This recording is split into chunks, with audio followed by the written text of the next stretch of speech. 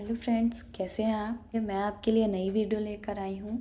Operations of list के operations कैसे करते हैं मैं आपको बताती हूँ कि लिस्ट को एक्सेस कैसे करते हैं। प्रीवियस वीडियो आपने देखी होगी, उसमें मैंने आपको बताया कि इंडेक्स वाइज होता है लिस्ट, तो हम इसको इंडेक्स वाइज ही एक्सेस कर सकते हैं। जैसे कि मैंने लिस्ट दिया, लिस्ट का अब मैं यहाँ इंडेक्स दूंगी। मैंने इंडेक्स दिया 2, तो जब मैं इसको प्रिंट कराऊंगी तो देखिए मेरे 2 इंडेक्स पे कौन सी वैल्यू है।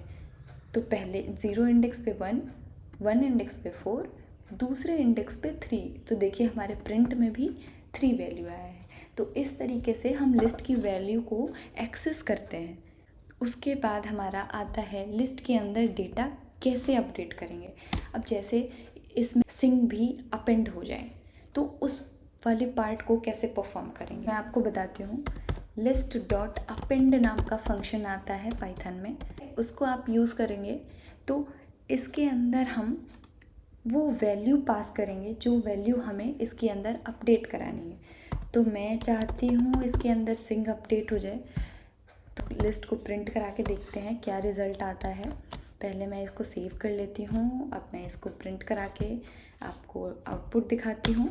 ये लिस्ट अपेंड हुआ है, ये वैल्यू अपेंड हुई है लास्ट में। मतलब जो ये अपेंड फंक्शन है ये क्या करता है, कोई भी वैल्यू अगर आप अपेंड कराना चाहते हैं, लिस्ट को अपडेट करना चाहते हैं, तो जो भी आप यहाँ पे वैल्यू डालेंगे लिस्ट के लास्ट में अपेंड होगी। क्यों? क्योंकि मैंने आपको प्रीवियस वीडियो में बताया है कि लिस्ट जो है वो ऑर्डर्ड है, तो इसलिए ये सारे ऑर्डर्ड पहले ही डिफ़ाइन हो चुके हैं।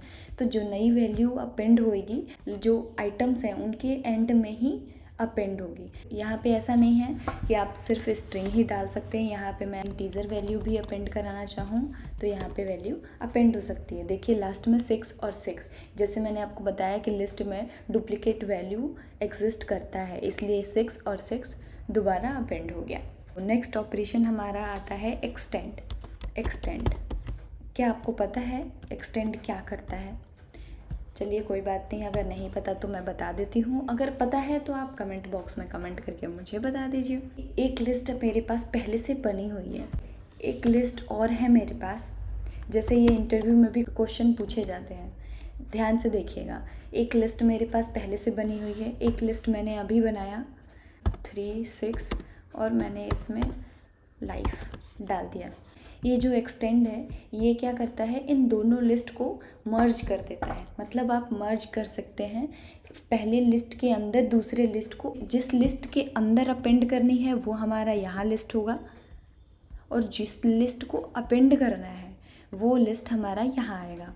तो मुझे LI जो लिस्ट है इसके अंदर मैं इस वाले लिस्ट को K को अपेंड कराना चाहती हूँ। अगर मैं यहाँ पे प्रिंट लगाती हूँ LI का, लिस्ट का, पहली वाली लिस्ट का, सेव कराती हूँ, आपको रन करके दिखाती हूँ।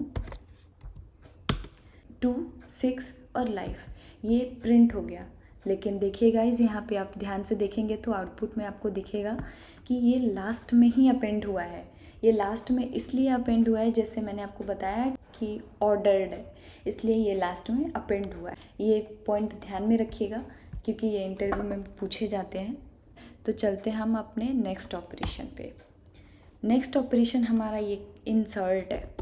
अब इंसर्ट क्या करता है, एक्सटेंड में तो एक के साथ एक लिस्ट अपेंड कर दिया मैंने, अपेंड में एक वैल्यू अपेंड कर दी। तो इंसर्ट क्या करेगा, इंसर्ट क्या करता है, किसी पर्टिकुलर इंडेक्स पे डेटा को आपको इंसर्ट करना है तो हम इंसर्ट यूज़ करते हैं। इस LI के अंदर मैं चाहती हूँ कि पहले इंडेक्स पे मेरा लाइफ इंसर्ट हो जाए, तो सबसे पहले मैं इंडेक्स पास करूँगी।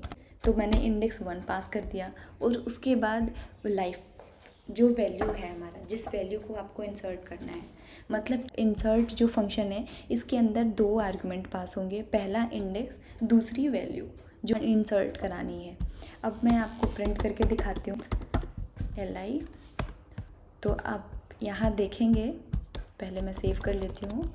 अब आप देखेंगे यहाँ पे कि जो मैंने प्रिंट कराया है फर्स्ट इंडेक्स पे मेरा लाइफ इंसर्ट हो गया है। तो याद रखिएगा, इंसर्ट के अंदर हमारे 2 पैरामीटर पास होते हैं, पहला हमारा इंडेक्स, दूसरी वैल्यू।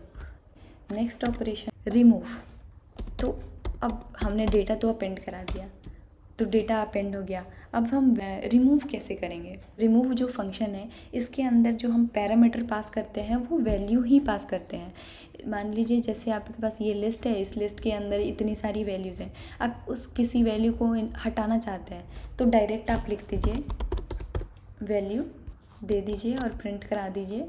तो आप देखेंगे इस लिस्ट से आपकी वो वाली वैल्यू रिमूव हो गई। नेक्स्ट हमारा आता है पॉप। अब पॉप क्या करता है? पॉप से आप क्या समझ रहे हैं? अगर डेटा स्ट्रक्चर आपने पढ़ा होगा तो आपको पॉप के बारे में थोड़ा बहुत पता होगा, लेकिन मैं बताती हूँ आपको। पॉप क्या करता है, जैसे रिमूव हमने किया, रिमूव करने के लिए कोई आइटम डाली हमने और वो रिमूव कर दिया। पॉप भी सेम काम करता है, डेटा रिमूव करता है, लेकिन रिमूव और पॉप में डिफरेंस ये है फ्रेंड्स कि रिमूव में हम वैल्यू पास करते हैं और पॉप में हम इंडेक्स पास करते हैं। जैसे पॉप है, मैंने इसके अंदर इंडेक्स पास किया, 0 पास करती हूँ और 0 इंडेक्स पे मेरा 1 है। अब मैं प्रिंट कराती हूँ, आप इसको देखिएगा। अब देखिए मेरा आउटपुट 0 पे मेरा जो वैल्यू था 1 वो रिमूव हो चुका है। तो रिमूव और पॉप में डिफरेंस क्या है? पॉप में हम इंडेक्स पास करते हैं और रिमूव में डायरेक्ट वैल्यू पास करते हैं। तो चलते हैं हम नेक्स्ट ऑपरेशन पे। नेक्स्ट ऑपरेशन हमारा है रिवर्स। रिवर्स से आपको समझ में आ रहा होगा कि उल्टा कर देना। तो ये सेम काम करता है। ये क्या करता है? लिस्ट को उल्टा कर देता है। तो ये सिंपल है, रिवर्स फंक्शन यूज़ किया आपने और पूरी की पूरी लिस्ट जो है रिवर्स होगी, मतलब लास्ट वाला पहले पे, सेकंड लास्ट वाला सेकंड नंबर पे। अभी के लिए थैंक यू, एंड आप मेरी वीडियो देखते रहें, लाइक करें, सब्सक्राइब करें अगर आपने सब्सक्राइब नहीं कर रखा है तो ऑब्वियसली, एंड कमेंट भी ज़रूर करें आपको मेरी ये वीडियो कैसी लगी। Thank you so much guys.